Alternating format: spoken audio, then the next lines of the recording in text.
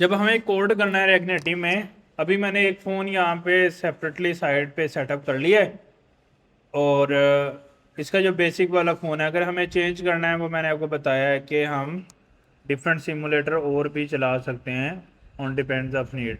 तो मैं iOS के ऊपर ज़्यादा कोड करूँगा और साथ में आपको एंड्रॉयड की आउटपुट दिखाता जाऊँगा ताकि आपका माइंड ओपन हो जाए। तो ख़ास मेजर डिफरेंस नहीं है कि हम ओनली एंड्रॉयड पे भी काम कर लें तो हमारा iOS पे सारी चीज़ें चलती रहेंगी, लेकिन डेफिनेटली फिर भी टेस्टिंग वगैरह करने के लिए कभी एंड पे आपको ज़रूरत पड़ सकती है।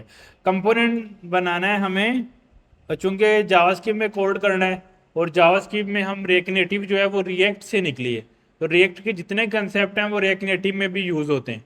तो अगर आपको रिएक्ट वाले सारे कंसेप्ट आते हैं तो वो रिएक्ट नेटिव में ऑटोमेटिकली बाय डिफ़ॉल्ट इस्तेमाल हो जाते हैं। जैसे सबसे पहला कंसेप्ट रिएक्ट के अंदर क्या था कि हम अपने कोड को करने के लिए जो डिफरेंट स्क्रीन्स बनाते हैं या डिफरेंट पेजेस बनाते हैं, हम उनको छोटे छोटे कंपोनेंट्स में डिवाइड करते हैं। तो कंपोनेंट बनाने का तरीका सिमिलर है कि हम फंक्शन का कीवर्ड से फंक्शन को स्टार्ट करते हैं, फिर उसका नाम रखते हैं फंक्शन का जस्ट लाइक ऐप, और फिर उसकी ब्रैकेट्स रहती हैं जैसे फंक्शन की होती हैं, और फिर हमें इसको नॉर्मल फंक्शन और कंपोनेंट के अंदर डिफरेंस क्या रहता है कि अगर कोई फंक्शन JSX रिटर्न करे यानी कि HTML या जावास्क्रिप्ट में HTML या CSS रिटर्न करे तो उसको हम JSX बोलते हैं। तो अगर कोई फंक्शन वो चीज़ रिटर्न कर रहा है तो हम उसको रिएक्ट का एक कंपोनेंट बोलते हैं, एक सादा फंक्शन नहीं बोलते हैं। तो वो रिटर्न करने के लिए हम क्या करते हैं, यहाँ पे डिव लगाते हैं। जैसे रिएक्ट में हम यहाँ पे डिव लगाते थे जस्ट लाइक डिव का टैग ऐसे, फिर उसमें अगर मुझे कोई पैराग्राफ लिखना है तो मैं लगाता था पी का टैग और उसमें हम लोरम इप्सम लिखते थे। ऐसे ये एक रिएक्ट का मैंने कंपोनेंट यहाँ पे डिफाइन किए, ऐसे ही है।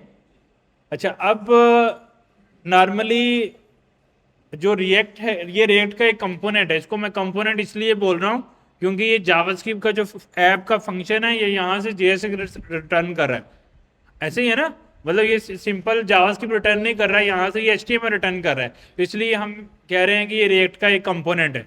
तो रिएक्ट नेटिव का भी ये एक कंपोनेंट है, लेकिन ये रिएक्ट से रिएक्ट नेटिव का कंपोनेंट कैसे बनेगा, हमें जो HTML के टैग्स हैं इनके नाम चेंज करने पड़ेंगे, सही है। तो नॉर्मली अगर हमें डिव लगानी है तो रिएक्ट नेटिव में डिव लगाने के लिए हम क्या लगाते हैं, व्यू का टैग। ये हमें मिलेगा कहाँ से, फिर रिएक्ट नेटिव में से। तो जिधर जिधर हमने डिव लगाई है उधर उधर हम क्या लगा देंगे, व्यू लगा देंगे, सही है। और जिधर जिधर यानी कि जो HTML के टैग्स हैं वो रिएक्ट नेटिव में नहीं चलते हैं। रिएक्ट में तो JSX जब हम रिटर्न करते हैं कंपोनेंट से तो हम HTML के टैग रिटर्न करते हैं, तो यहाँ पे HTML के टैग नहीं चलते हैं। उसके लिए उसके मुतमादल टैग बनाए गए हैं। वो टैग किसने बनाए हैं, रिएक्ट नेटिव वालों ने। वो टैग हमें इंपोर्ट करके इस्तेमाल करने हैं। लाइक वहाँ पे अगर हमें बोल्ड करना है तो इसका हमें डिफरेंट टैग इस्तेमाल करना है। वहाँ पे अगर हम लेट्स सपोज बटन बनाते हैं तो इसका बटन का अलग टैग है। वहाँ पे हम फॉर्म की इनपुट बनाते हैं तो इधर इनपुट का टैग अलग है, वहाँ पे सिलेक्ट का टैग लगाते हैं। तो वो HTML के जो भी टैग्स हमने पढ़े थे वो सारे के सारे मुतबादल टैग अवेलेबल है किसके अंदर, रिएक्ट नेटिव की लाइब्रेरी में। जितने टैग हमारे पास HTML में है वो सारे टैग हमारे पास रिएक्ट नेटिव में भी अवेलेबल हैं। तो अब आप लोग पूछोगे जैसे HTML के टैग तो आपको आते हैं तो ये रिएक्ट नेटिव के टैग में कहाँ से सीखूंगा, तो उसके लिए हम फॉलो करेंगे रिएक्ट नेटिव की डॉक्यूमेंटेशन। तो जिस तरह मैंने इन्वायरमेंट सेटअप किया है, यहाँ से हम इसके बेसिक सेक्शन है, वेब फ्लो का सेक्शन है, उसके बाद यहाँ से हमने चले जाना है, इसने सारी चीज़ें दी हैं। तो यहाँ पे UI एंड इंट्रैक्शन करके हमारे पास सेक्शन है, उसमें कुछ कंपोनेंट है जैसे स्टाइल कैसे करना है। यहाँ पे आपको एक सेटअप मिल जाएगा, कंपोनेंट्स करके होना चाहिए, कोर कंपोनेंट्स। ये कुछ कोर कंपोनेंट्स हैं, कुछ डेफिनेशन वो यहाँ पे बता रहा है। ये देखो बता रहा है वेब के अंदर व्यू के अल्टरनेटिव क्या होता है, डिव टैग। तो इधर डिव टैग है, इधर व्यू का टैग है। अच्छा, वो ये कह रहा है कि इसने पूरा यहाँ पे आइडेंटिफाई कर दिया है कि हम ये डिव का टैग लगाते हैं HTML में, तो रिएक्ट नेक्स्ट जेएस सब में डिव का चलता है। अच्छा, एंड्रॉइड का जो नेटिव डेवलपमेंट है यानी कि जो जावा के साथ होती है, उधर जो उसका टैग है उसको व्यू ग्रुप बोलते हैं। फिर आईएस का जो नेटिव टैग है उसको यूआई व्यू बोलते हैं, लेकिन रेक नेटिव में उसको क्या बोलते हैं, व्यू। तो इनसे तो हमें लेना देना नहीं है क्योंकि हम इसमें कोड ही नहीं कर रहे, तो हमें व्यू के टैग से लेना देना है जो कि मुतबादल है।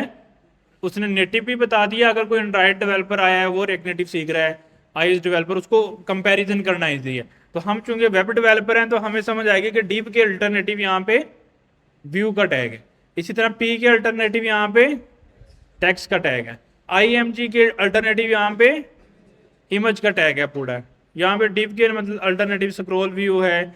इनपुट के लिए यहाँ पे टेक्स्ट इनपुट का टैग है, तो जो यहाँ पे इनपुट का टैग रहता है ये यहाँ पे टेक्स्ट इनपुट का टैग रहता है।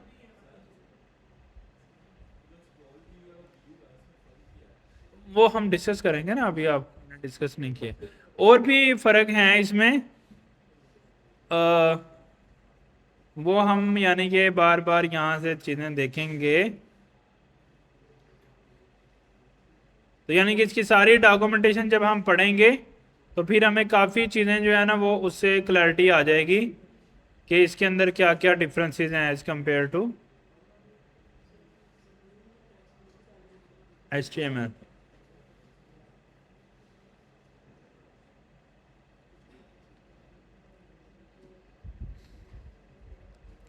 डेवलपमेंट के ऊपर यहाँ पे कंपोनेंट्स करके टैब है एक, ये डॉक्यूमेंटेशन को सारा एक्सप्लोर कर लेंगे तो समझ आ जाएगी। हमेशा मेरा कोशिश ये होती है कि हम डॉक्यूमेंटेशन फॉलो करें। रीज़न क्या है कि जब आप डॉक्यूमेंटेशन पढ़ना सीख जाते हो तो आप डेवलपर बन जाते हो। क्यों? क्योंकि ये लाइब्रेरी चीज़ें तो रोज़ आती जानी है, तो हमें ये सीखना है कि डॉक्यूमेंटेशन कैसे पढ़ते हैं। तो कल को हमें रबी एंड रेल में काम करना है या किसी भी चीज़ में काम करना है, उसकी ऑफिशियल डॉक्यूमेंटेशन पे जाना है। ये इंतहाई मुश्किल काम होता है डॉक्यूमेंटेशन पढ़ना, लेकिन ये एंड काम है। देखो ना, कोई नई लैंग्वेज बना रहा है तो जो बना रहा है उससे अच्छा तो कोई नहीं पढ़ा सकता। लॉजिकल बात है ना, रिएक्ट नेटिव जिन्होंने बनाई है उनसे अच्छा तो कोई नहीं बता सकते कि इसमें क्या क्या चीजें हैं, क्या उससे अलावा कोई चीज हो सकती है उसमें, नहीं। तो इसके बाद जितने भी कोर्सेज बनते हैं, जितनी वीडियोस बनती हैं, जितनी चीजें बनती हैं, वो सब की सब डॉक्यूमेंटेशन से बनती हैं। जितनी बुक्स लिखी जाती हैं वो सब की सब डॉक्यूमेंटेशन से लिखी जाती हैं। तो अगर आपको डॉक्यूमेंटेशन पढ़ना आ गया किसी भी लाइब्रेरी की, किसी भी लैंग्वेज की, किसी भी फ्रेमवर्क की, तो आपके लिए कोड करना कोई मुश्किल काम नहीं रहता। तो आपने किसी भी चीज़ का एक्सपर्ट बनना है उसकी डॉक्यूमेंटेशन को पढ़ना है, दैट्स इट। तो यहाँ पे इसके डिफरेंट कंपोनेंट्स रहते हैं। यहाँ पे text view, text input, modal, button, flat list, इन सबको हमें डिस्कस करना है। आप लोगों को ऑटोमेटिकली समझ आ जानी है कि किस काम, मतलब हम ये काम वहाँ पे इस टैग से करते थे तो रिएक्ट नेटिव में किस टैग से होगा, सही है। बाकी जावास्क्रिप्ट वाली सारी चेंजेस सेम है, लेकिन जो चेंजेस हैं रिएक्ट नेटिव में वो HTML के टैग्स इस्तेमाल नहीं होते। क्या बात समझ में आई है कि जावास्क्रिप्ट वाला सब कुछ सिमिलर है, लेकिन HTML के टैग जो हम JSX में कंपोनेंट में रिटर्न करते थे उसकी जगह पे हमें अब क्या करना है, रिएक्ट नेटिव के टैग्स को इस्तेमाल करना है। अब वो हमें समझ कैसे आएंगे, वो हम उसके लिए फिर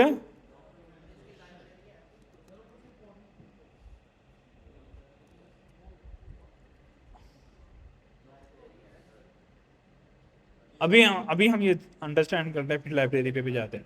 अच्छा, अब ये हमने कर लिया सारा, तो अभी सिमिलर है। बाकी तो कंपोनेंट बिल्कुल वैसे ही बन गया जिस तरह React.js में था, और सिमिलर हमने उसके साथ कंपोनेंट में कॉलिंग कर दी अपने टेक्स्ट के कंपोनेंट की और व्यू को। जो हमने चेंज करना था वो दो चीज़ें की हैं, जब भी डिव लगानी है तो इधर व्यू लगाना है, और जब भी टेक्स्ट लगाना है तो सॉरी जब भी पैराग्राफ बनाना है तो इधर टेक्स्ट। अच्छा, इधर HTML में 7 टैग्स हैं टेक्स्ट दिखाने के लिए, जैसे P का टैग और 6 हेडिंग के टैग। इन सब के मुतबादल यहाँ पे सिर्फ एक ही है टेक्स्ट टैग। तो ये जो कुछ भी हमें टेक्स्ट को बड़ा छोटा दिखाना है वो हमें CSS से खुद कंट्रोल करना पड़ेगा। तो इसमें मल्टीपल टैग्स नहीं है। तो यानी कि H1 लगाना है फिर भी टेक्स्ट है, H6 लगाना है फिर भी टेक्स्ट का टैग है, और P का टैग लगाना है फिर भी टेक्स्ट का टैग ही है। तो यानी कि यहाँ पे आपको हेडिंग के सारे टैग और P का टैग सेपरेट नहीं मिलेंगे जो कि HTML में हमें मिलते हैं, सही है। तो एक ही टेक्स्ट का टैग है, दैट्स इट। अच्छा, अब हम जब रिएक्ट का कंपोनेंट बना रहे थे तो उसमें हमने JSX रिटर्न करनी थी, तो वो यहाँ से मैंने रिटर्न कर दी। फ़र्क क्या डाला, सिर्फ जो टैग HTML के थे उनको चेंज करके रिएक्ट नेटिव के टैग्स के साथ चेंज कर दिया। अब क्वेश्चन नेक्स्ट ये है कि कौन कौन से टैग कैसे पढ़ने हैं। ये टैग हम पढ़ेंगे विद डॉक्यूमेंटेशन हेल्प। वो मैं भी आपको सारी डॉक्यूमेंटेशन को गो थ्रू करवा दूंगा, आप लोगों को क्लैरिटी आ जाएगी, कोई खास मुश्किल काम नहीं है। अच्छा, अब दूसरी बात जो हम करते थे, उन टैग्स के ऊपर CSS अप्लाई करते थे, ऐसे ही थे ना, तो टैग्स तो हमने अप्लाई कर दिया। और दूसरा डेफिनेटली हमें अपनी फाइल्स को इंपोर्ट एक्सपोर्ट करना होता है। जब हम एक फाइल में कोड लिखते हैं, वो दूसरी फाइल में यूज करने के लिए हमें उसको एक्सपोर्ट करना पड़ता है। तो वो करने के लिए हम यहाँ पे एक्सपोर्ट डिफॉल्ट कंपोनेंट का नाम लिख सकते हैं, या फिर हम इसको एंड के ऊपर एक्सपोर्ट डिफॉल्ट और फिर कंपोनेंट का नाम। ये लाइन क्या करती है कि ऐप के कंपोनेंट को यहाँ से एक्सपोर्ट कर देगी, और दूसरी जगह पे जाके हम, चूंकि मेन फाइल index.js थी, उसमें देखो import component from app file, और उसको मैंने यहाँ पे कॉल कर दिया। तो ये इंपोर्ट एक्सपोर्ट क्यों यूज होता है कि हम एक कंपोनेंट को एक जगह से एक्सपोर्ट कर रहे हैं और दूसरी जगह पे जाके उसको इंपोर्ट करके इस्तेमाल कर रहे हैं। ऐसा हम क्यों करते हैं, क्योंकि हम सारा कोड एक ही फाइल में नहीं लिखना चाहते हैं, हम मल्टीपल फाइलों में कोड लिख के उसको एक दूसरे के साथ कनेक्ट करके यूज करना चाहते हैं, लिंक करना चाहते हैं। तो मुझे जब नहीं सेम है वो। एक्चुअली मैंने बोला था ना कि index.js में हम छेड़खानी नहीं करेंगे, तो उधर उसकी अपनी मर्जी है वो क्या कर रहे हैं। हम जब करेंगे हम सेम ही करेंगे। हाँ जी, हम वो भी यूज़ कर लें, आप फंक्शन ना करें, कांस्टेंट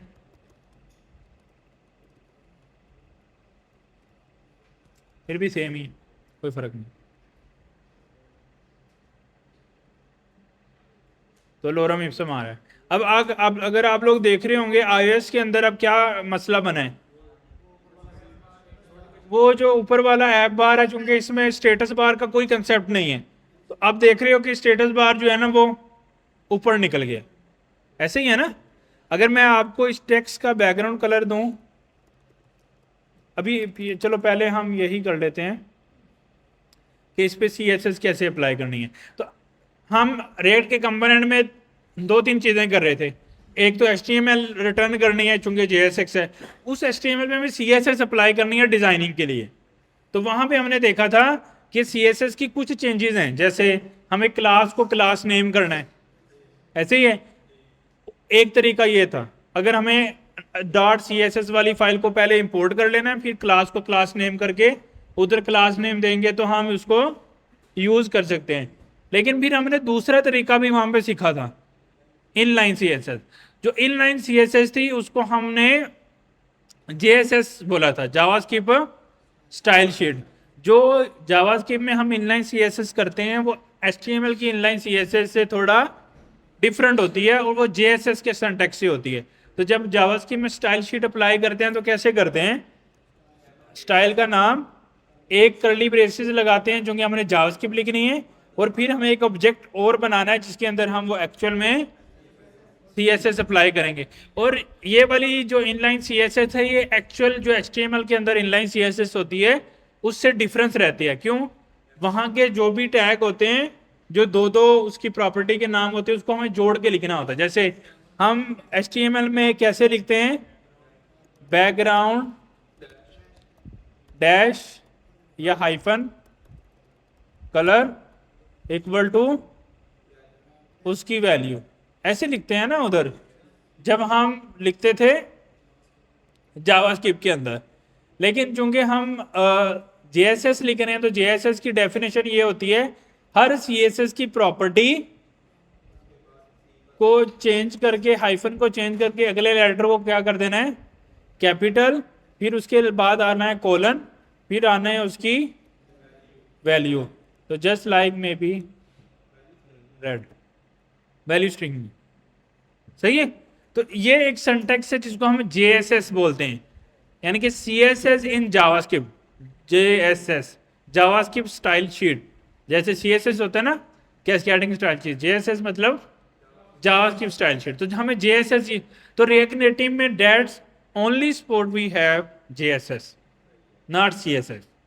तो हम रिएक्ट नेटिव में CSS नहीं लिख सकते हैं, खत्म। सिर्फ ओनली स्टाइल यानी कि इनलाइन CSS इन शॉर्ट हम लिख सकते हैं। जो रिएक्ट में या Next.js में हम इनलाइन CSS लिखते हैं, तो यहाँ पे भी ओनली हम इनलाइन CSS ही ओनली लिख सकते हैं। हम JSS यहाँ पे सॉरी एक्सटर्नल CSS नहीं लिख सकते।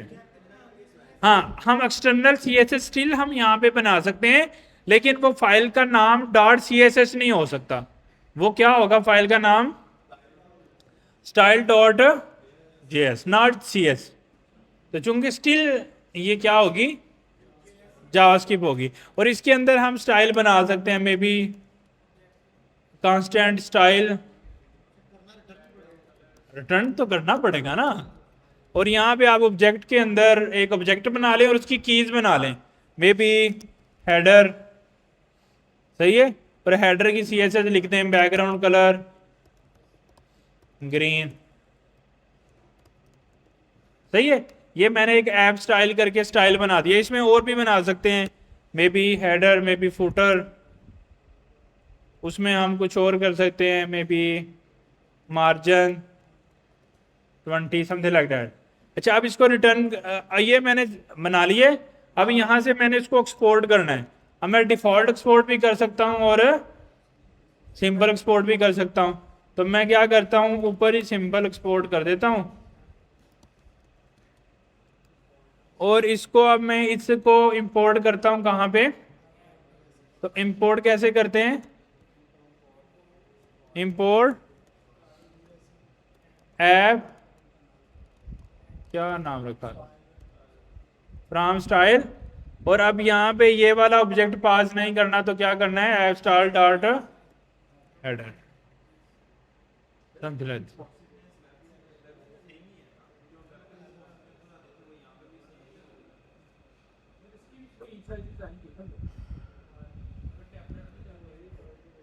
अच्छा,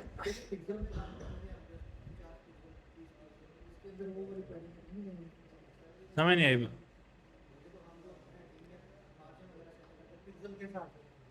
वो पिक्सल अभी हम वो डिस्कस करेंगे कि चेंजेस क्या क्या हैं, लेकिन आपको मैं आइडिया दे रहा हूँ कि ऐसा प्रीटी मच ऐसा कुछ काम होता है। लेकिन स्टिल जो है ना, एक्सटर्नल CSS मतलब कंसेप्ट समझ में आ रहा है ना। आप कोई ऑब्जेक्ट्स बना के यहाँ पे मेंटेन कर लो, या आप इनलाइन CSS कर लो, आपकी मर्जी। दूसरा ऑप्शन ये है, तीन तरह का ऑप्शन था ना CSS में। एक्सटर्नल CSS यानी कि सेपरेट फाइल में, तो अभी हमने सेपरेट फाइल में CSS लिखी है ये वाली। और दूसरा ऑप्शन क्या था? इनलाइन CSS यानी कि जिस तरह हमने पहले लिखी थी ऐसे। और तीसरा ऑप्शन क्या था? Internal CSS। तो इसमें भी हम ऑब्जेक्ट बनाएंगे, लेकिन वो ऑब्जेक्ट एक्सटर्नल फाइल में नहीं होगा, इंटरनल फाइल में होगा। यानी कि तीन ऑप्शन थे ना जब हम CSS पढ़ते थे, एक्सटर्नल, इनलाइन और इंटरनल। तो हाँ, नॉर्मली हम इसको एंड पे रखते हैं, लेकिन इसका ना एक और चेंज भी है। जब हमें इंटरनल या एक्सटर्नल बनानी होती है, वो कहते हैं कि आप सिंपल ऑब्जेक्ट ना बनाओ, वो फास्ट नहीं होता है। इसको रिएक्ट नेटिव ने CSS अलाउ नहीं की। उसकी एक रीज़न है, ये परफॉर्मेंस को मेंटेन करना चाहता है। क्योंकि CSS बहुत ज़्यादा है, तो उसको वो मेंटेन नहीं कर पा रहा था परफॉर्मेंस को, इसलिए उसने ओनली इनलाइन CSS को सपोर्ट दी। लेकिन उसमें भी वो कह रहा है, अगर आपने इंटरनल या एक्सटर्नल लिखनी है CSS, तो आप डायरेक्टली ऑब्जेक्ट नहीं बनाओगे। ऑब्जेक्ट बनाने के लिए आपको रिएक्ट नेटिव से एक फंक्शन इंपोर्ट करना है, जिसका नाम क्या है, इसको मैं खत्म कर रहा हूं, स्टाइल शीट। जिसका नाम क्या है? Style sheet. यानी कि हमें स्टाइल शीट बनानी है। अगर एक्सटर्नल या इंटरनल CSS लिखनी है, तो मैं क्या बनाऊंगा? Style sheet dot create. मैं यानी कि स्टाइल शीट क्रिएट करना चाह रहा हूं, और ये एक फंक्शन है जिसको मुझे यहां पे कॉल करना है। और इसको मैंने यहां पे देना है बैकग्राउंड कलर। वो कलर तो सर इसलिए नहीं अप्लाई हो रहा था क्योंकि हमने रखा है इसका नाम गलत, सही है। तो अब हम यानी कि इसके बगैर भी चला सकते हैं इसको, स्टाइल शीट क्रिएट किए बगैर। लेकिन रिएक्ट नेटिव जो स्टाइल शीट डॉट क्रिएट का फंक्शन देती है ये CSS को 10x फास्टर कर देती है। कोई पूछेगा ना आपको कि हम एक object without style sheet dot create किए भी बना सकते हैं तो फिर हम इसका फंक्शन क्यों यूज करते हैं, तो रीजन इज परफॉर्मेंस। तो रिएक्ट नेटिव जो है जो बिल्ट इन फंक्शन देती है डॉट क्रिएट का, ये एक फंक्शन है, उसमें मैं अपना ऑब्जेक्ट पास कर रहा हूं। अगर मैं इसको नहीं भी यूज करता ना, सीधा अपना ऑब्जेक्ट ऐसे भी पास करता हूं तो स्टिल मेरा सब कुछ चलता रहेगा। और अगर मैं यही कोड उसके फंक्शन में पास कर दूं तो फिर भी सेम ही आउटपुट है। तो फर्क क्या हुआ, परफॉर्मेंस। तो कोई पूछे आपको कि रिएक्ट नेटिव में जब CSS करनी है इंटरनल या इनलाइन में, तो style sheet dot create use नहीं कर सकते क्योंकि वो एक ही इनलाइन है, या एक्सटर्नल, तो आपको क्या करना पड़ेगा। जैसे अब हमने ये एक्सटर्नल, मैंने अभी ये यूज किया है ना, अभी हमने ये एक्सटर्नल बनाई हुई है। अब एक्सटर्नल फाइल में हम क्या करेंगे, import app style from this. तो इसको अगर मैं यूज करता हूं यहां से app style dot header, sorry ये नीचे भी मैंने ऐप स्टाइल ही क्रिएट किया है ना, इसलिए डुप्लीकेट हो गया। तो अब ये देखिए ग्रीन आ रहा है, ये ग्रीन कहाँ से आ रहा है, क्योंकि हेडर के मैंने अंदर क्या रखा है, ग्रीन। लेकिन ये मैंने एक सिंपल ऑब्जेक्ट बना दिया, ये JSS लिखी है ना, JSS लिखी है। अब नॉर्मली जब हम जावास्क्रिप्ट लिखते थे तो उसमें हम ऐसे ही CSS डिफाइन करते थे, उसको हम जैसे मर्जी यूज कर लें। अब वो कह रहा है कि आपने ऐसे कर लो, या अगर आपने इस जावास्क्रिप्ट के प्रोजेक्ट को मजीद फास्ट करना है तो रिएक्ट नेटिव मुझे एक कंपोनेंट देती है जिसका नाम क्या है, स्टाइल शीट। उसको इंपोर्ट कर लो, फिर इस ऑब्जेक्ट को स्टाइल शीट डॉट क्रिएट के फंक्शन के अंदर रैप कर दो, बाकी सब कुछ सेम है, तो फिर भी आउटपुट सेम ही रहेगी। सही है। अब ये मैंने इंटरनल किया तो ग्रीन आ रहा है, तो जो इंटरनल में मैंने CSS किए, सॉरी जो एक्सटर्नल में किया थे उसमें ग्रीन किया था, इंटरनल में हम रेड कर लेते हैं, क्या ब्लू कर लेते हैं, ठीक है। अब मैं इसको स्टाइल शीट 2 डॉट हेडर कर दूं तो ब्लू आ जाएगा। तो इसका मतलब हमने CSS अप्लाई करने के 3 तरीके रिएक्ट नेटिव में सीख लिए। कौन कौन से, इनलाइन, इंटरनल एंड एक्सटर्नल। सही है। लेकिन इंटरनल और एक्सटर्नल में जब हम ऑब्जेक्ट बनाएंगे उस ऑब्जेक्ट को हमेशा स्टाइल शीट डॉट क्रिएट के अंदर रैप करेंगे। ये क्या बेनिफिट देगा हमें, फास्ट कर देगा, परफॉर्मेंस को बूस्ट करेगा। सही है। तो 10x ये परफॉर्मेंस बूस्ट कर देता है, इसलिए हमेशा इसको इस्तेमाल करेंगे। All good. CSS कैसे अप्लाई करनी है बात समझ में आ गई। अच्छा, फिर हम यहाँ पे देख रहे थे, आप लोगों ने देखा होगा कि अच्छा अभी हम एक्सटर्नल CSS को ख़त्म करते हैं, सिर्फ इंटरनल का इस्तेमाल करते हैं। अच्छा, इसको हम स्टाइल्स कह देते हैं, बेटर है कि हम इसका नाम स्टाइल्स रखें, और स्टाइल से स्टाइल डॉट हेडर करके मैंने अप्लाई किया, टर्मिनोलॉजी भी अच्छी हो गई। अच्छा, अब नेक्स्ट हमने क्या सीखना है, वो ये है कि अब मैंने यही कोड आए एंड्रॉइड में देख रही है, तो आप देख रहे हो कि वहाँ भी ये सही लग रहा है हेडर, क्योंकि ये स्टेटस बार से नीचे आ रहा है। लेकिन अगर आप यहाँ पे देखो तो इसने मिक्स कर दिया है, यानी कि मेरा टेक्स्ट नीचे छुप गया है। अब प्रॉब्लम क्या है कि अगर मैं अपने पूरे व्यू पे बैकग्राउंड लगा देता हूँ, सॉरी इस पे भी स्टाइल देना है, मैं इनलाइन स्टाइल करता हूँ तो मुझे डबल टाइम कर्ली ब्रेसेस, फिर बैकग्राउंड कलर और उसको क्या देता हूँ रेड। तो अभी आपको आउटपुट सेम नज़र आएगी क्योंकि मैंने कोई भी मार्जिन वगैरह नहीं दिया। तो अगर मैं हेडर वाले में आगे अगर कहता हूँ कि मार्जिन टॉप 20 पिक्सल, अब दो तरीके हैं, या तो मैं इसमें 20 पिक्सल ऐसे मेंशन करूँ, सही है, या मैं यहाँ पे ओनली 20 लिख दूँ, तो इसका मतलब पिक्सल ही है। तो अगर मैं ऐसे 20 सेट करता हूँ तो अब आप लोग देख रहे हो कि ये 20 पिक्सल टॉप से नीचे आ गया। तो अब ये स्टेटस बार के लिए मेरा बड़ा अच्छा हो गया iOS के अंदर, ऐसे ही है ना। तो मैंने 20 पिक्सल की स्टेटस बार कंसीडर कर ली, ये उससे थोड़ा सा नीचे आ गए।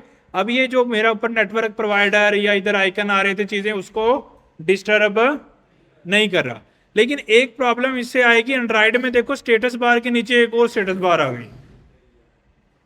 अब इसमें देखो ऊपर कितना मार्जिन आ गया, लेकिन एंड्रॉइड में लॉजिकली ये मार्जिन हमें नहीं चाहिए, लेकिन आईओएस में चाहिए।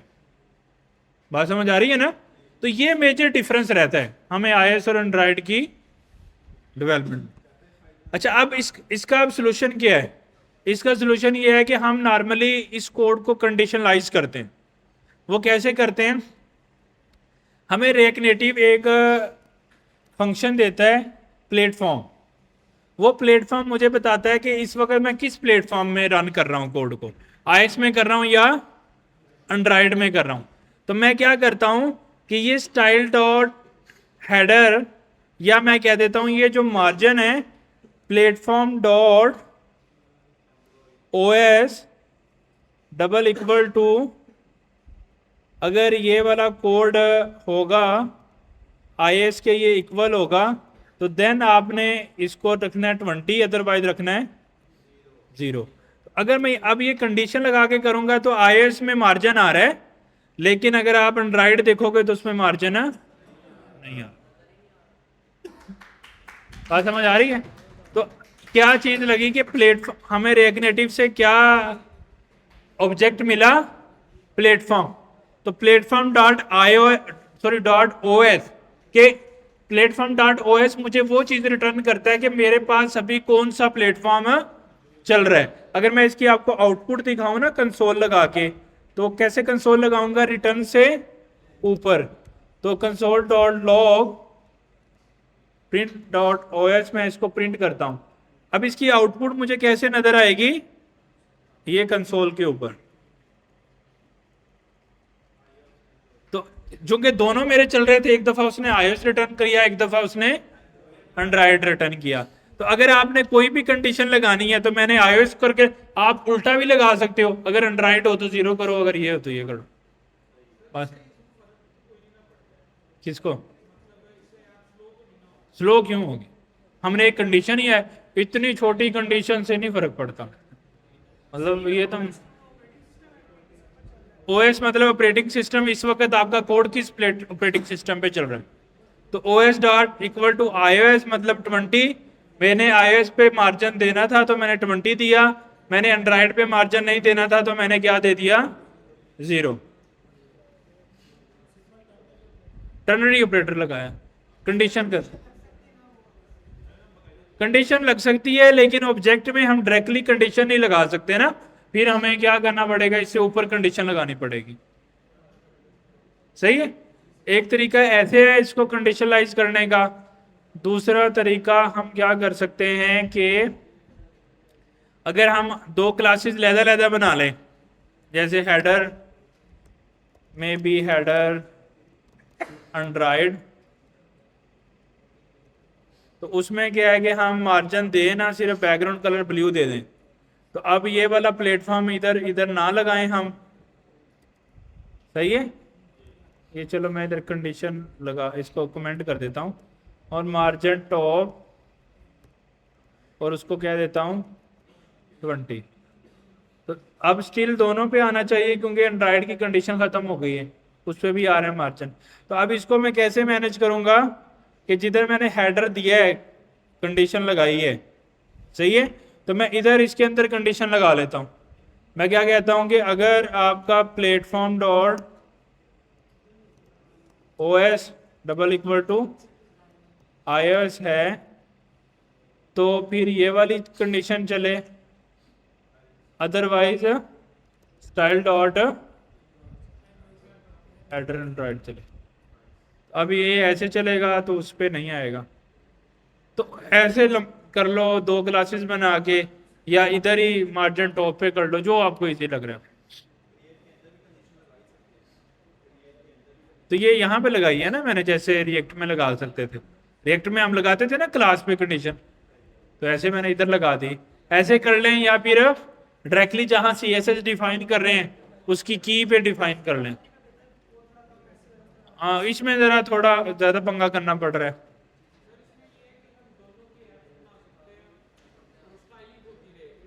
हाँ, स्टाइलिंग तो छोटी मोटी है ना, ज्यादातर स्टेटस बार, बाकी तो स्क्रीन सेम ही नजर आ रही है, इतना डिफरेंस नहीं होता।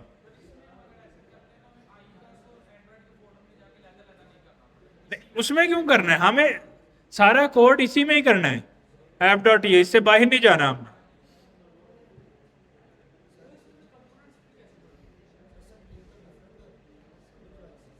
हाँ, तो अभी हमने कौन सा कोई उस पर बात करना शुरू की है, रिस्पॉन्सिवनेस। जिस तरह जब हम पढ़ते हैं, खामोश हो जाए, जब हम HTML पढ़ते हैं तो हम एक ही लाइन में कोड नहीं करते टॉप टू बॉटम, तो उस वक्त तो नहीं साइड बाय साइड कैसे नजर आएगा चीजें, वो तो एक पूरा टॉपिक है जिसको रिस्पॉन्सिवनेस हम बोल रहे थे, या वेब लेआउट्स बोल रहे थे। तो मोबाइल लेआउट्स तो अभी सीखेंगे ना कि लेआउट कैसे करना है। जो मार्जिन टॉप है, हाँ मतलब मार्जिन टॉप, ये अच्छी बात है कि 20 जो है हमने फिक्स रख दिया है साइज, तो ये वेरी कर सकता है डिवाइस टू डिवाइस, तो कर सकता है। तो इसका एक तरीका ये भी होता है कि हम हाइट जो है ना वो डिफाइन कर लेते हैं, हम हाइट ले सकते हैं इस पर्टिकुलर डिवाइस की जो मेरे पास चल रही है उसकी टोटल हाइट कितनी है, मे भी आती है 500 पिक्सल 600 पिक्सल है। फिर उसमें से हम देख सकते हैं कि परसेंटेज लगा लें कि हमने स्टेटस बार को 2% कहना है, तो वट एवर पिक्सल हमें मिलेंगे उसका 2% स्टेटस बार होगा। लेकिन नॉर्मली 20% हर डिवाइस के ऊपर ना जो स्टेटस बार है वो तकरीबन सिमिलर ही होती है iOS के अंदर। तो वट एवर मॉडल है आपके पास उसकी स्टेटस बार इतनी होती है और वो स्टैंडर्ड ही चलता है, 20 पिक्सल ही लोग रखते हैं इसको, 20 25 30 अपने हिसाब से। तो नॉर्मली लोग 20 रखते हैं, इसलिए मैंने भी 20 फौरन लगा दिए, क्योंकि मुझे पता था कि स्टेटस बार का साइज 20 पिक्सल रहता है। ये हर फोन में तकरीबन सिमिलर ही होती है चीज़। अगर किसी फोन में आ रहा है मसला तो हम उस स्पेसिफिक फोन की भी कंडीशन लग सकती है कि हम क्या कर सकते हैं, डिवाइस का मॉडल चेक कर सकते हैं कि iPhone 15 है तो ये वाला स्टाइल करो। अगर मुझे जिस तरह प्लेटफॉर्म डॉट OS पता लग रहा है, सही है ये, अगर मुझे किसी तरह पता लग जाए कि ये जिस मेरा कोड जिस डिवाइस में चल रहा है उसका मॉडल क्या है, तो मैं उस पर कंडीशन लगा के अपनी मार्जिन वगैरह एडजस्ट कर लूंगा। तो ये छोटे छोटे फिक्सिंग होते रहते हैं, हम नॉर्मली प्रोजेक्ट्स में ऐसे कंडीशंस लगाते हैं।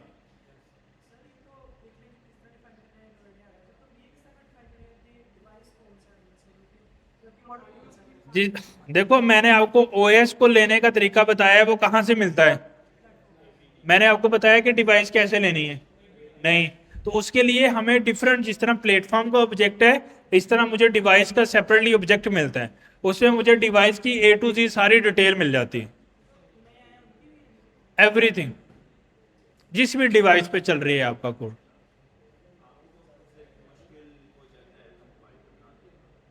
हाँ जी,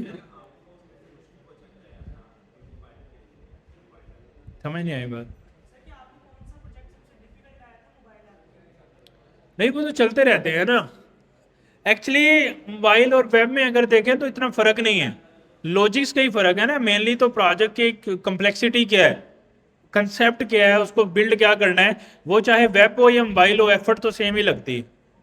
बस ये तो प्लेटफॉर्म चीज़ों का फर्क है ना, टेस्टिंग का फर्क है, आउटपुट का फर्क है, बाकी कंसेप्ट तो बैकग्राउंड तो पीछे सेम ही है ना। लेट्स सपोज फेसबुक बनाना है, अब उसकी मोबाइल ऐप बनानी है या वेब ऐप बनानी है तो कंसेप्ट तो बैकएंड तो सेम ही यूज होगा। आना तो JSX। सही है, तो अब आपको डिफरेंस समझ आ गया। हम आगे देखते हैं कि आगे क्या है, कि अब जिस तरह हमें रिएक्ट नेटिव में, अब डेफिनेटली हम ये तो अभी एक ही फाइल में करते जा रहे हैं, अभी इस फाइल में हमने डिफरेंस देख लिया कि रिएक्ट या नेक्स्ट में और रिएक्ट नेटिव में क्या डिफरेंस है। और इसके दो डिफरेंस एक है, एक HTML कैसे लिखते हैं इसमें, यानी कि JSX, और दूसरा CSS के तीनों तरीके देख लिए, समझ आ गई। और CSS के लिए रिएक्ट नेटिव का एक बेसिक ऑब्जेक्ट भी ढूंढ लिया, स्टाइल शीट डॉट क्रिएट। फिर हमने एक नई चीज सीखी कि iOS और एंड्रॉइड में स्टाइल समटाइम थोड़े डिफरेंस हो सकते हैं, तो उसकी कंडीशन करने के लिए हमारे पास एक ऑब्जेक्ट है जो रिएक्ट नेटिव हमें देता है, दैट्स कॉल्ड प्लेटफॉर्म। तो प्लेटफॉर्म डॉट OS इक्वल टू iOS कर सकते हैं, एंड्रॉइड चेक करके, टैबलेट और इस तरह की चीज़ें मजीद चेक कर सकते हैं, या वॉच भी समटाइम करना पड़ जाता है, तो वो चेक करके हम देख लेते हैं कि हमारा कोड किस फ़ोन या डिवाइस पे चल रहा है, तो उसकी बेस पे हम अपना स्टाइल थोड़ा बहुत आगे पीछे कर सकते हैं। फिर अब हमने सीखना ये है कि हम नॉर्मली सारा कोड एक फाइल में नहीं करेंगे, तो हमें ये सीखना है कि रिएक्ट नेटिव में फोल्डर स्ट्रक्चर कैसे बनेगा। तो folder structure we will follow the exact same जो हमने पहले नेक्स्ट जेएस में या रिएक्ट में फॉलो किया था। वो क्या था कि उसमें रिएक्ट जेएस में या नेक्स्ट जेएस में वेबसाइट होती है, वेबसाइट को सबसे पहले डिवाइड किया जाता है नंबर ऑफ पेजेस में। उन नंबर ऑफ पेजेस में हम कंपोनेंट्स बनाते हैं, वो बिटवीन द पेजेस एंड और बिटवीन द पेजेस या इन लाइन द पेज, यानी कि एक ही पेज के अंदर इनर पेज के इनर या outside of the pages share हो सकते हैं, तो उसको हम कंपोनेंट बोलते थे। या एक ऐसा कोड जो एक पेज में या मल्टीपल पेजेस में रीयूज हो सकता है, उसके लिए हम क्या बनाते थे, एक कंपोनेंट। लेकिन सबसे पहले अपनी वेबसाइट को नंबर ऑफ पेजेस में डिवाइड करते थे, जैसे कॉन्टेक्ट का पेज, अबाउट का पेज, सर्विसेज का पेज, लैंडिंग पेज, इस तरह। तो इसी तरह मोबाइल ऐप को भी सबसे पहले हमें पेजेस में कन्वर्ट करना है, तो इसके लिए जो टर्मिनोलॉजी यूज होती है उसको हम स्क्रीन्स बोलते हैं। तो इसका मतलब है सबसे पहले हमें ये देखना है कि मेरे पास कितनी स्क्रीन्स हैं। उन स्क्रीन्स के लिए मैं एक फोल्डर बना लेता हूं जिसका नाम ही मैं क्या रख लेता हूं, स्क्रीन्स। क्या फोल्डर बना लेता हूं। अच्छा, नॉर्मली रिएक्ट नेटिव में हम क्या करते हैं, चूंकि iOS और एंड्रॉइड के अंदर हमें कोड नहीं करना होता है, तो हम यहाँ पे एक नया फोल्डर खुद से बना लेते हैं, उसका नाम क्या रखते हैं, सोर्स। इसलिए ताकि मेरा जो iOS एंड्रॉइड का फोल्डर है वो सेपरेट बना रहे, जितना भी मेरा रिएक्ट नेटिव का कोड हो वो किस में लिखा हो, सोर्स में। सोर्स का फोल्डर आपने हमेशा बना लेना है। उसके अंदर बनाएंगे क्या चीज, यानी कि अपनी रिएक्ट नेटिव की सबसे पहली जो डिवीजन होती है वो किस लेवल पे होगी, स्क्रीन लेवल पे, कि कितनी स्क्रीन होंगी भाई। होम स्क्रीन होगी, कॉन्टेक्ट की स्क्रीन होगी, अबाउट की स्क्रीन, जैसे मे बी अगर हम कोई भी ऐप यहाँ पे खोलते हैं, व्हाट्सएप खोल रहे हैं,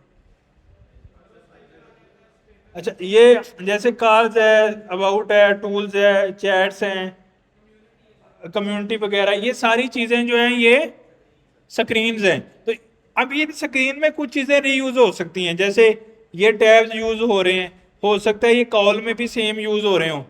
अगर ये देखें तो ये प्रीटी मच सेम है, थोड़ा बहुत डिजाइन चेंज है, तो हम इसको रीयूज कर सकते हैं। तो इसका एक कंपोनेंट बना लेंगे।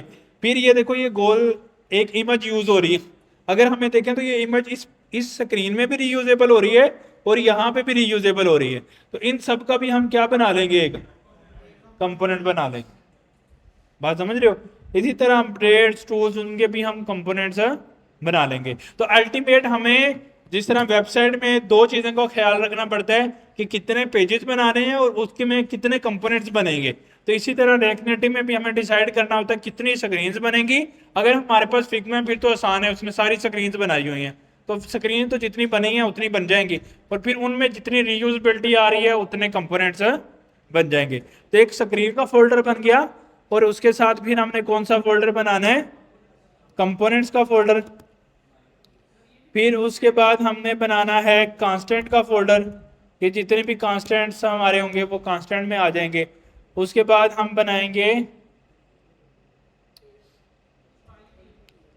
स्टाइल, हम हर फाइल में ही बना लेंगे उधर ही, मतलब सेपरेट रखने की जरूरत नहीं है। और उसमें इसमें और हम क्या बनाने की जरूरत पड़ सकती है हमें, एसेट्स, एसेट्स का फोल्डर बनेगा। और क्या रखना है, फोन्ट्स एसेट्स में ही आ जाएंगे। कंपोनेंट्स बन के, स्क्रीन्स बन गई, कांस्टेंट के अंदर कोई अगर स्टैटिक डाटा है, कांस्टेंट डाटा है, वो कांस्टेंट में रख देंगे। एसेट्स में सारी इमेजेस और वो रख देंगे। बैकएंड तो सेपरेट बनेगा, वो नेक्स्ट जेएस में बनेगा, वो उसकी रेपो लैदा होगी, उसकी रेपोजिटरी लैदा होगी। नेक्स्ट जेएस इसमें नहीं डाल सकते ना रेगुलेटरी में, तो वो सेपरेट बनेगा, उसका फोल्डर लैदा बनेगा, उसकी रहता रेपोजिटरी होगी। उसके अलावा और कोई जहन में आ रही है चीज़, तो अभी के लिए कन्फिग, जैसे फायरबेस की कॉन्फ़िगरेशन करनी है, बाकी वो सारी इसमें होंगी। स्टेट मैनेजमेंट होगी, उसके लिए हम स्टोर बनाएंगे, उसका सेपरेट बना लेते हैं। उसके अलावा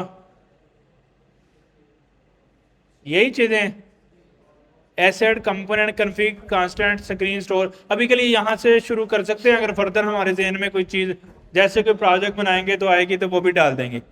अच्छा, एसेट में इमेजेस रखेंगे कंपोनेंट के अंदर। अच्छा, कंपोनेंट नॉर्मली हम कैसे बनाएंगे, एक फोल्डर बनाएंगे कंपोनेंट में, मे बी जस्ट लाइक जिस तरह हम हेडर बनाते थे, हेडर बना दिया, मे बी फुटर बना दिया। नॉर्मली हेडर फुटर वाली टर्मिनोलॉजी मोबाइल में नहीं चलती, मैं समझाने के लिए बना रहा हूँ, क्योंकि मोबाइल में हेडर फुटर नहीं होता ना, तो डिफरेंट यहाँ पे टर्मिनोलॉजी। हाँ, एक इंपॉर्टेंट चीज़, जिस तरह वहाँ पे हमने राउट्स बनाए थे, तो यहाँ पे नेविगेशन का फोल्डर बनाना पड़ता है हमें, जिसमें हमारा नेविगेशन यानी कि एक स्क्रीन से दूसरी स्क्रीन में कैसे जाना है। नेक्स्ट जेएस तो नेविगेशन या राउटिंग बाय डिफॉल्ट प्रोवाइड करता है ना, अगर हम रिएक्ट करें तो उसमें राउटिंग का हम फोल्डर बना रहे थे, तो यहाँ पे हमें क्या बनाना है, नेविगेशन का फोल्डर बनाना है। तो ये कुछ चीज़ें हैं जो हमें यहाँ से बिल्ड करनी है, और ये सारी की सारी चीज़ें चलेंगी थ्रू वो सेटअप। तो हम एक कंपोनेंट बना लेते हैं, जस्ट लाइक हेडर का कंपोनेंट बनाया तो उसमें फाइल बनाएंगे, वैसे हेडर डॉट TSX या JSX बना लें अगर जावास्क्रिप्ट में करना है। तो उसके बाद RFS हेडर, और मुझे यहाँ पे क्या करना है, एक अदद मैंने क्या लगाना है, व्यू लगाना है, और उसके अंदर एक अदद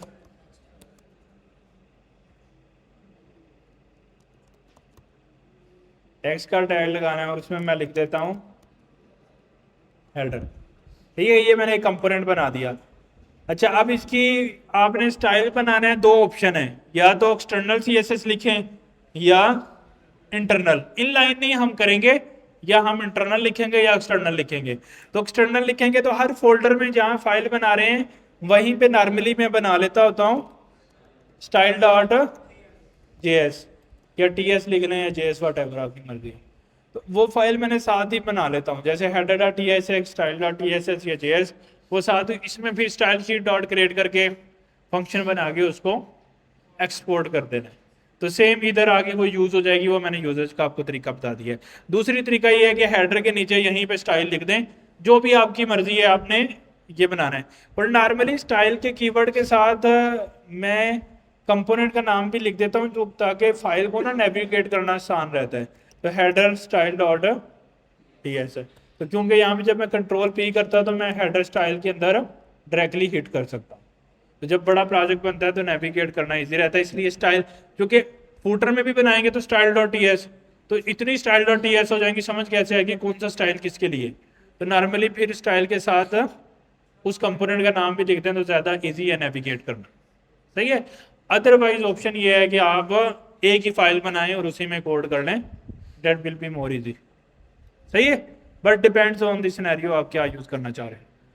अच्छा, ये बन गया। डेफिनेटली अभी हम कॉन्फ़िगरेशन एसेट हम नहीं अभी लगा रहे, कांस्टेंट भी नहीं लगा रहे, नेविगेशन भी नहीं कर रहे, स्क्रीन बनाएंगे, स्टोर भी नहीं अभी फिलहाल छेड़ रहे हैं हम। स्क्रीन बनाएंगे, स्क्रीन बनाने के लिए डेफिनेटली स्क्रीन का भी एक फोल्डर बनेगा, भाई होम स्क्रीन है, चैट स्क्रीन है, लाइव स्क्रीन है, कौन सी स्क्रीन है। तो अभी के लिए हम कह लेते हैं कि भाई होम स्क्रीन है। इसी तरह एक में भी चैट स्क्रीन बोल सकते हैं, लॉगिन की स्क्रीन बोल सकते हैं, साइन अप की स्क्रीन, इस तरह मल्टीपल जो भी स्क्रीन हमारी आएंगी। तो होम की स्क्रीन में चले जाएंगे, वहां भी एक फाइल बनाएंगे, उसका नाम क्या रख देंगे, home.tsx, और उसमें RFC और रिएक्ट इंपोर्ट करने की जरूरत नहीं है। रिएक्ट नेटिव का भी वैसे होना चाहिए, रिएक्ट नेटिव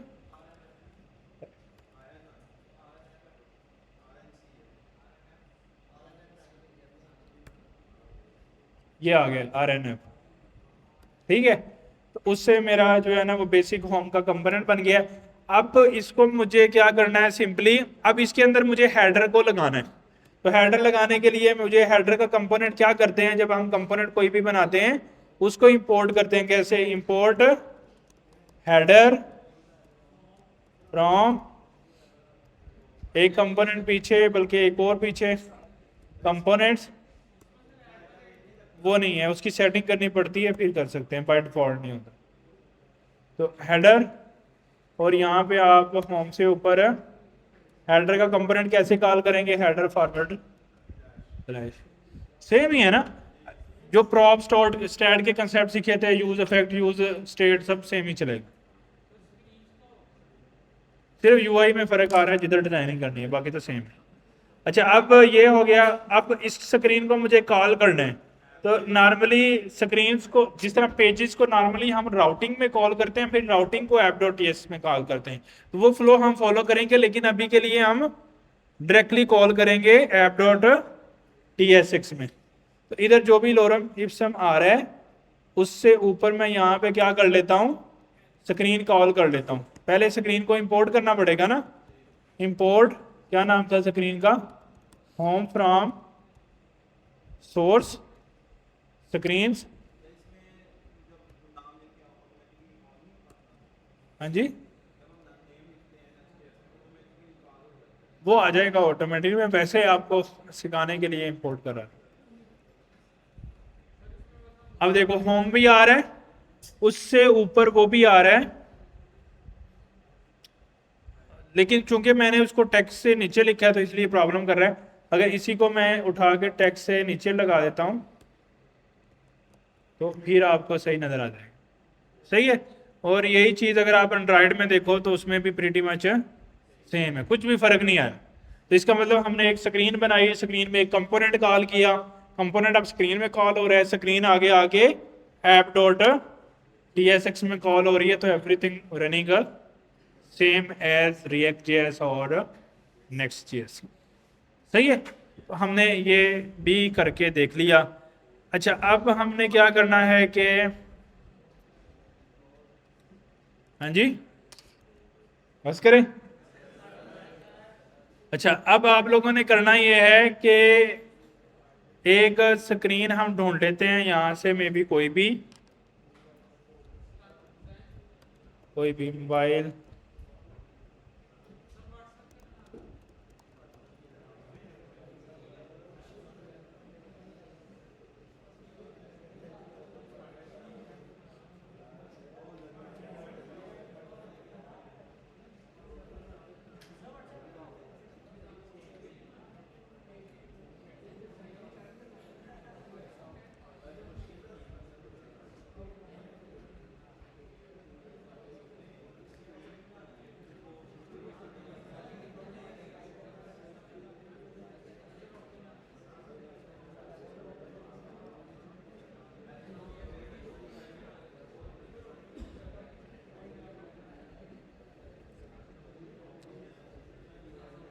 अच्छा जो खामोश हो जाए, एक्सपो के अंदर भी जो कोड लेवल की चीजें हैं ना वो सेम ही रहेंगी, यानी कि फोल्डर स्ट्रक्चर भी सेम रहेगा, ये text view style sheet platform ये इंपोर्ट करना ये भी सब कुछ सेम रहेगा, कुछ डिफरेंस नहीं है। तो बस ये बिल्ड लेवल की चेंजेस का डिफरेंस है उसमें, बाकी सब सेम ही है, यानी कि सेम कंसेप्ट यूज होगा।